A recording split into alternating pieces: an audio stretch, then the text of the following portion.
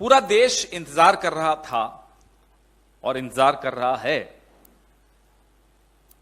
कि पुलवामा पर जो खुलासा सत्यपाल मलिक जी ने किया, उसके बाद सरकार की तरफ से कोई कुछ बोलेगा, कोई तो मुंह खोलेगा, कोई जानकारी देगा, कोई जवाब देगा, कोई प्रतिक्रिया देगा। क्योंकि सत्यपाल मलिक जी ने बड़ा स्पष्ट तौर पे कहा था कि इंटेलिजेंस फेलियर था, सुरक्षा में चूक थी। 5 विमान अगर मुहैया करा दिए जाते जवानों को सीआरपीएफ के, तो ये आतंकी हमले से वो बच सकते थे। सरकार ने वो विमान देने से इनकार कर दिया। यह बात 2019 में 14 फरवरी की शाम को जब प्रधानमंत्री जी को फोन पर सत्यपाल मलिक जी ने बताई कि साहब ये लापरवाही है, ये चूक है जिसके चलते हमारे जवान शहीद हुए हैं, तो प्रधानमंत्री जी ने उन्हें कहा तुम चुप रहो, ये कोई और चीज है। इतना बड़ा खुलासा सत्यपाल मलिक जी ने किया, एक इंटरव्यू में किया। उसके बाद भी एकदम चुप्पी सरकार की तरफ से। हां, ट्रोल आर्मी जो है इनकी सत्यपाल मलिक जी के पीछे पड़ गई है, लेकिन सरकार की तरफ से कोई बयान नहीं आया, कोई प्रतिक्रिया नहीं आई। सत्यपाल मलिक जी ने भ्रष्टाचार के विषय में भी कुछ कहा कि प्रधानमंत्री को भ्रष्टाचार से कोई नफरत नहीं है। उन्होंने उदाहरण दिया गोवा के, जब वो राज्यपाल थे और उन्होंने प्रधानमंत्री के संज्ञान में गोवा के मुख्यमंत्री का जो भ्रष्टाचार है वो जब लाए, तो कार्रवाई मुख्यमंत्री पर नहीं हुई। आज भी वो मुख्यमंत्री हैं, लेकिन सत्यपाल मलिक जी को आनन फानन में हटा दिया गया गोवा से। एक विशेष विमान भेजा गया उनको कि यहां से रवाना करो, यहां बैठो भी नहीं, रुको भी नहीं, एक दिन भी नहीं रुको। तो सत्यपाल मलिक जी ने अदानी जी वाले मुद्दे पर भी अपने विचार रखे कि प्रधानमंत्री को यह अदानी वाला जो मामला है वो बहुत भारी पड़ने वाला है।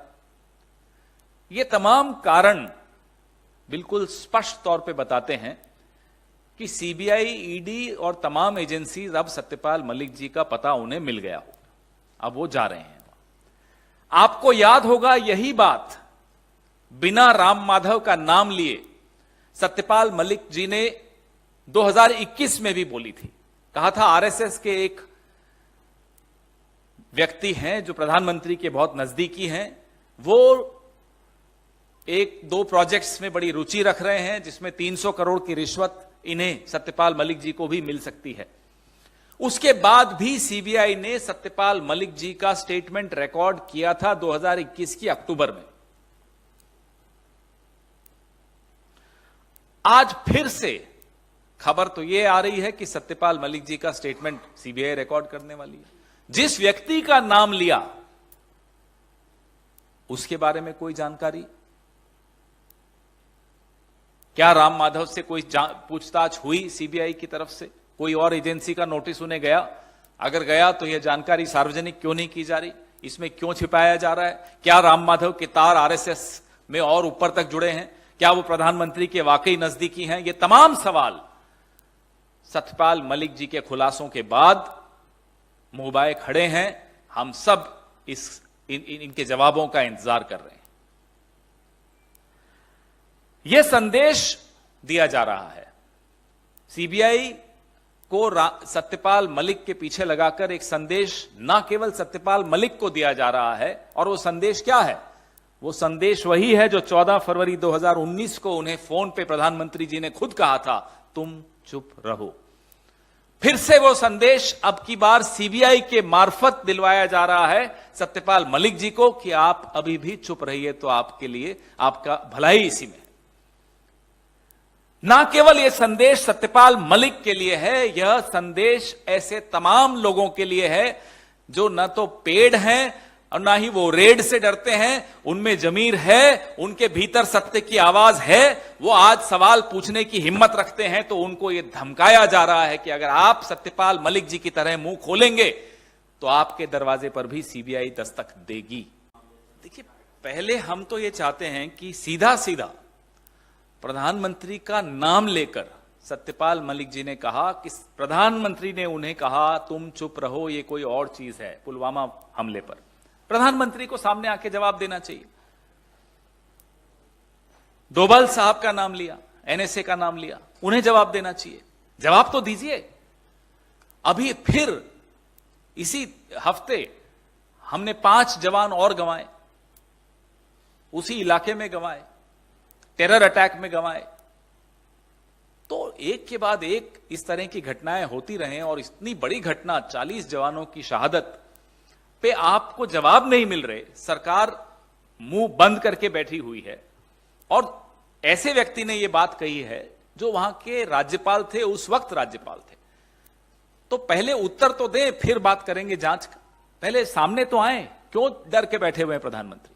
क्यों डर के बैठे हुए हैं डोभाल साहब? क्यों डर के बैठे हुए हैं गृह मंत्री और उस वक्त के गृह मंत्री? इन सबका नाम लिया उन्होंने। आए सामने, जवाब दें।